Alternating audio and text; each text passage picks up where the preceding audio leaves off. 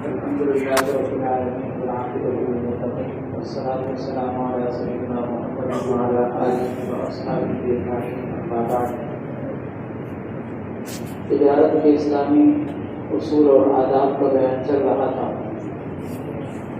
تجارت کے اصولوں میں سے ایک اصول حدیث مبارک کے اندر یہ بھی ذکر کیا گیا ہے کہ انسان کو اپنی تجارت، کاروبار، ملازمت اور پیشے کے اندر مستقل مزاج ہونا چاہیے. طبیعت میں اگر استقلال نہ ہو، مستقل مزاجی نہ ہو، تو انسان کوئی کام کر نہیں سکتا، اور اگر کر بھی لے تو اس میں ترقیات نہیں ہوتی، آگے بڑھنے کا موقع نہیں ملتا. اس لیے کہ کوئی بھی دنیا کا کام ہو، دین کا کام ہو، مستقل مزاجی مانگتا ہے. حضرت عائشہ صدیقہ رضی اللہ عنہا کے پاس ایک تابعی آئے اور انہوں نے اپنا یہ مسئلہ ذکر کیا کہ میں شام کی جانب تجارت کا سفر کیا کرتا تھا. اب میرے دل میں یہ آ رہا ہے کہ میں شام کی طرف تجارت کا جو سفر ہے اس کو منتقل کر دوں عراق کی طرف، کہ اپنا وہاں سے جو روزگار کا سلسلہ ہے میں عراق منتقل کرنا چاہتا ہوں. حضرت عائشہ رضی اللہ عنہا نے ان کو اللہ کے نبی صلی اللہ علیہ وسلم کی حدیث سنائی، جس کا مفہوم یہ ہے کہ تم میں سے کسی کا اگر کسی جگہ روزگار کا سلسلہ چل رہا ہو تو اس کو چاہیے کہ بغیر کسی وجہ کے اس جگہ سے روزگار کو تبدیل نہ کرے. ہاں یہ ہے کہ اگر وہ روزگار اس کے لیے نقصان دہ اور دنیا اور آخرت کے اعتبار سے، دین اور دنیا کے اعتبار سے نقصان دہ ہونا شروع ہو گیا تو ٹھیک ہے، ایک ضرورت کے تحت اب انسان اس روزگار کو چھوڑ سکتا ہے. لیکن ایک اچھا بھلا روزگار چل رہا ہو، ایک کاروبار آپ کا چل رہا ہو جہاں سے روزی روٹی کا انتظام انسان کا ہو رہا ہو، بغیر کسی وجہ کے انسان کو وہ جگہ چھوڑنی نہیں چاہیے. اس کو کہتے ہیں مستقل مزاجی. اور یہ چیز ہماری نیو جنریشن کے اندر بعض اوقات اس طرح سے دیکھنے میں آتی ہے کہ کسی ایک جگہ ٹک کر کام کرنے کا انسان کو موقع نہیں مل رہا ہو، بس وہ اعلیٰ سے اعلیٰ کی تلاش میں 4 مہینے ایک جگہ کام کیا، 6 مہینے ایک جگہ کام کیا، اب اس کی وجہ سے ساری زندگی انسان بس دنیا ہی تبدیل کر رہا ہو، ملازمت ہی تبدیل کر رہا ہو، آگے بڑھنے کے موقع نہیں مل رہے ہوتے. البتہ یہ جو اولڈ ایجز ہوتے ہیں، بڑی عمر کے لوگ ہیں، ان کے اندر آپ دیکھیں کہ تھوڑا سا پیچھے کی طرف آپ جائیں تو ان کو آپ دیکھیں کسی کے 42 سال ایک جگہ کام کرتے ہوئے، 40 سال ایک جگہ کام کرتے ہوئے. ہماری اس نیو جنریشن کا یہ بڑا مسئلہ ہے، کسی بھی جگہ جا کر ٹکتے نہیں ہیں اور انسان مطمئن نہیں ہوتا. کیوں؟ اس لیے کہ اچھی ایک اگر مثال کی طور پر جاب مل بھی گئی، اس سے اعلیٰ جاب اگر اپنے کسی دوست کو کرتے ہوئے دیکھ لیا تو کہتے ہیں کہ جی بس میں دعا کرو کہ اچھی جاب مل جائے. پوچھا جائے کہ بھائی آپ کو جاب نہیں ہے؟ جی جاب تو ہے، اچھی سیلری آگے چل رہا ہے، لیکن میں چاہتا ہوں سیلری کچھ بڑھے.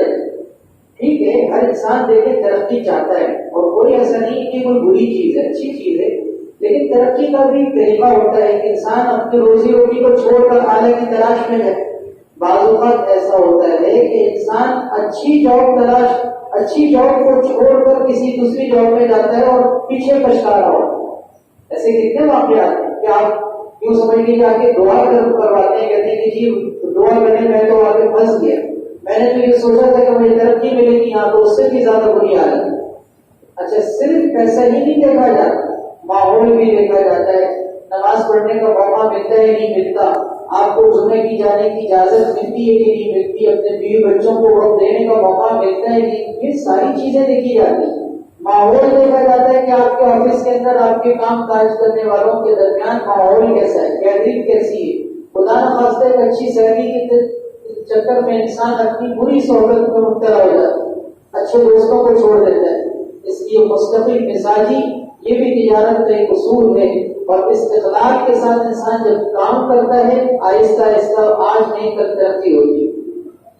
اسی طریقے سے تجارت کا ایک اصول یہ بھی ہے کہ انسان کو اپنے معاملات کے اندر مقروض ہونے سے بچنا چاہیے.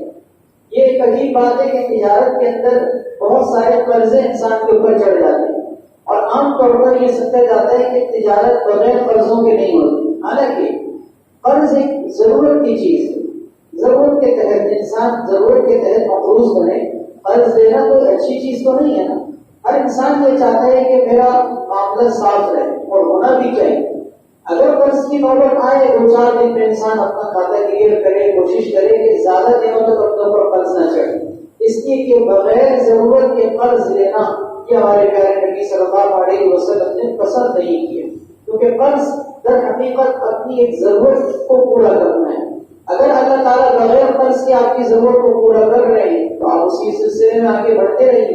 اگر آپ کی ایک اچھی شاپ ہے، آپ نے سرمایہ کاری کی ہوئی ہے، آپ کا روزگار کا سلسلہ چل رہا ہے، آپ کی اگر 10,000 کی انویسٹمنٹ ہے، آپ اچھے سے اچھے کی تلاش میں 25 لاکھ روپے آپ نے جو ہے وہ انویسٹمنٹ کے لیے کسی سے قرض لیا، ٹھیک ہے، کام آپ کا بڑھ گیا لیکن آپ کے اوپر بوجھ بھی تو آ گیا، تو کوشش یہ کریں کہ اپنے اس 10 لاکھ کے پروفٹ میں سے آگے بڑھیں، آہستہ بڑھیں، کوشش کریں کہ قرض نہ ہو۔ لیکن ناجائز نہیں ہے، اگر ایک انسان قرض دیتا ہے، اس کی لکھت پڑھت کرتا ہے، اس کو دیکھ کے رکھتا ہے، ٹھیک ہے، جائز ہے، لیکن ہمارے بڑوں کا، ہمارے سلف صالحین کا مزاج یہ تھا کہ قرض لینے سے بچتے تھے۔